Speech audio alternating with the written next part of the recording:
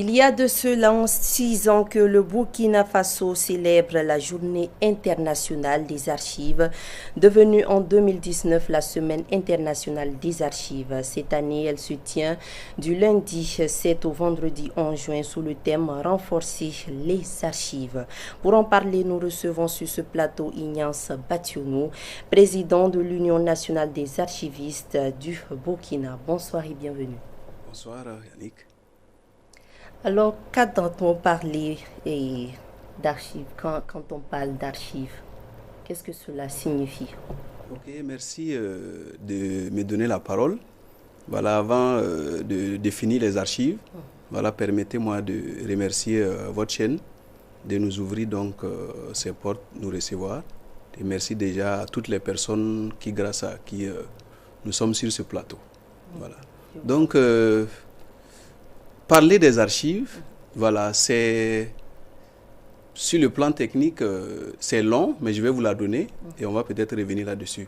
Quand on dit les archives, c'est l'ensemble des documents, quelle que soit leur date, leur forme, leur support et leur nature et même leur lieu de conservation, produits ou reçus par toute personne physique ou morale, par toute administration donc dans l'exercice donc de ses activités.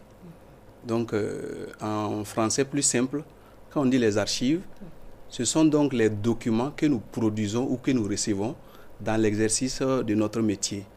Vous avez un support, par exemple pour présenter le journal, voilà, ce support-là, c'est déjà une archive. Nous n'avons pas besoin d'attendre qu'il soit vieux papier, voilà, pour dire archive.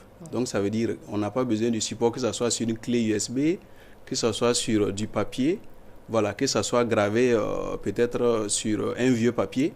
Voilà, c'est toujours une archive. Voilà ce que je peux dire de façon ramassée donc sur les archives. Et aussi savoir que nous avons 3 âges des archives.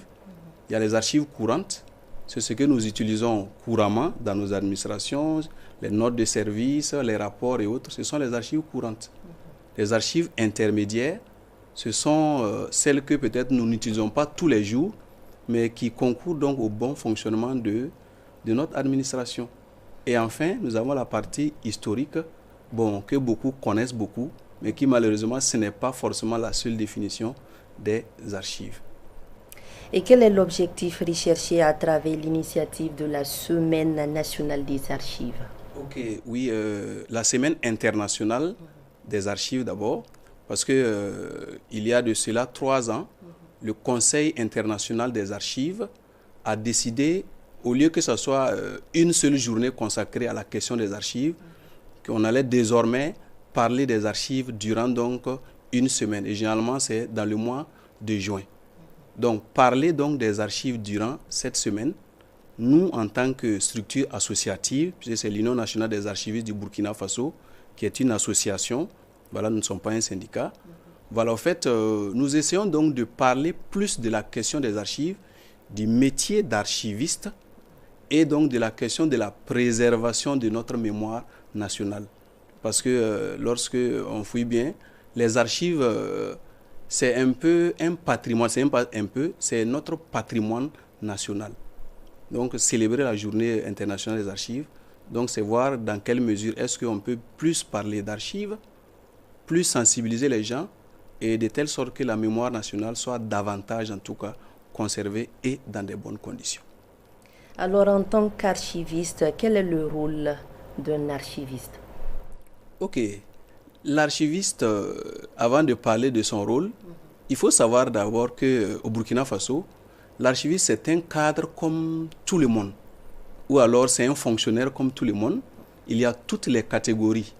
Nous avons le cadre A, par exemple, je suis actuellement conseiller en archivistique, comme mes autres collègues. Je suis un cadre A, formé à l'école nationale donc, de l'administration. Il y a des cadres moyens qui sont les B, et il y a les C. Donc ça veut dire que ce ne sont pas des gens qu'on a ramassés sur le tas, parce que souvent quand on dit archives, les gens voient poussière, vieux papier, bon voilà, on ramasse n'importe qui, on met là-bas. Non, nous sommes des cadres comme tous les autres cadres de l'administration. Nous avons un niveau supérieur, nous avons des maîtrises dans plusieurs domaines. Donc l'archiviste dans une administration, son boulot c'est quoi?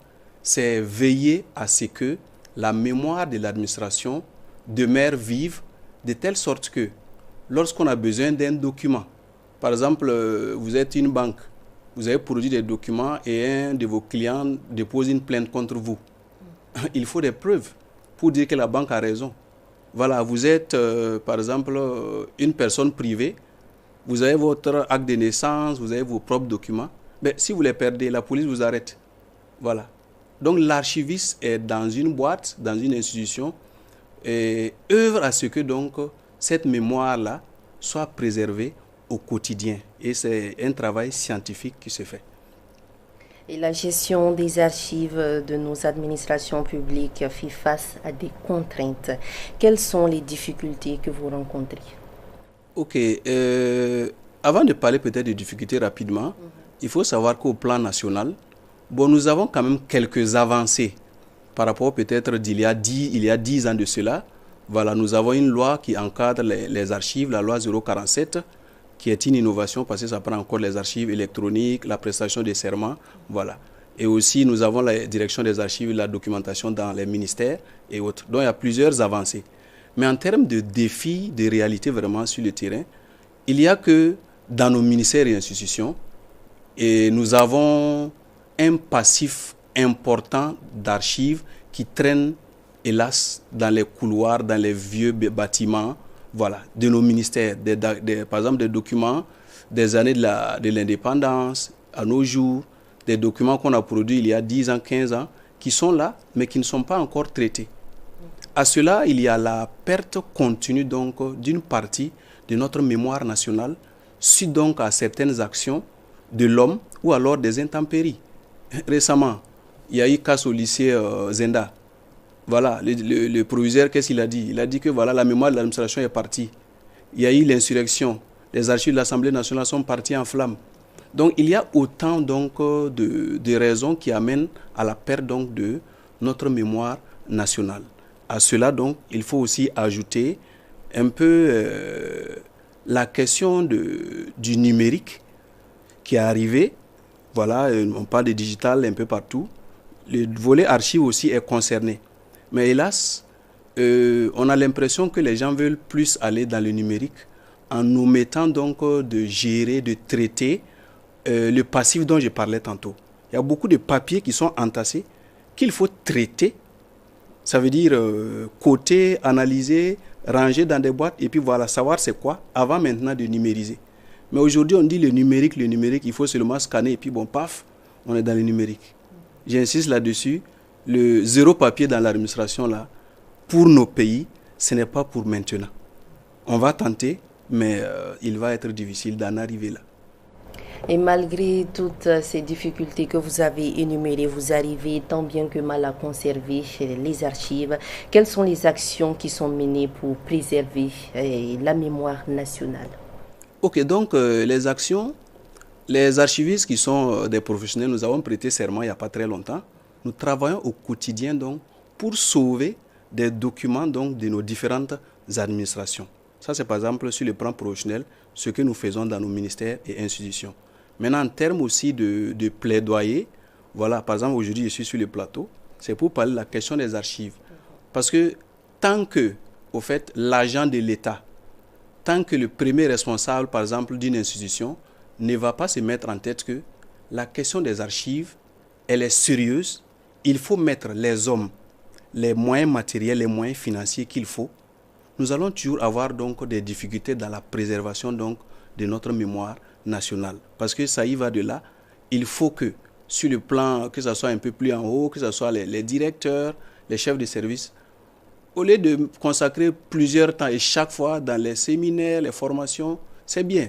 Mais la question aussi de la mémoire nationale, là, ma foi, il faut quand même que nous y mettons les moyens matériels et, comme je dis, financiers, donc il faut pour sauvegarder. Je disais dans l'article 10 de la loi qui régit les archives au Burkina Faso, il est dit que les archives donc les archives publiques font partie du patrimoine de la nation. Si ça fait partie du patrimoine de la nation, mais il faut qu'on mette aussi les moyens pour gérer ce patrimoine de notre nation. Donc voici à peu près ce que nous tentons de faire. voici les défis donc, que nous essayons de relever donc, pour gérer la question des archives. Nous sommes malheureusement pris par le temps. Nous aurons l'occasion d'en parler une prochaine fois, très sûrement. Merci à vous d'être venus ce soir sur ce plateau. Fidèles téléspectateurs, c'est la fin de cet entretien. Merci de l'avoir suivi.